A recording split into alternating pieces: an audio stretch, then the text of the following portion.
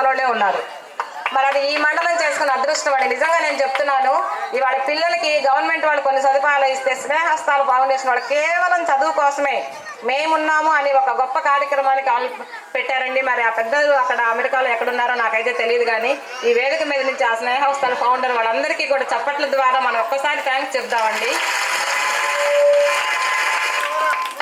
ఎందుకంటే ఇవాళ ఇంట్లో అయినా అమ్మ అడగందే అన్నం పెట్టదు, అట్లాంటిది మనం అడగకుండానే వాళ్ళకి మేమున్నాము అని మనకి ప్రోత్సహించి మనకి ఏది కావాలంటే కూడా అది సహాయం చేస్తూ ఉన్నారు. అట్లా స్నేహస్తాల తరపు నుంచి ఒకసారి వచ్చారండి. సారీ సార్, శివరెడ్డి గారిని కొంచెం మాట్లాడవలసిందిగా కోరుచూ ఉన్నామండి.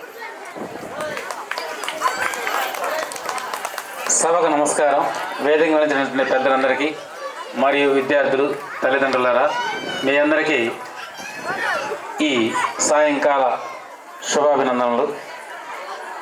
ఈ ఊరు, ఈ పాఠశాల చూస్తే చాలా ముచ్చటగా ఉంది. బద్దు నాయక్ మాస్టర్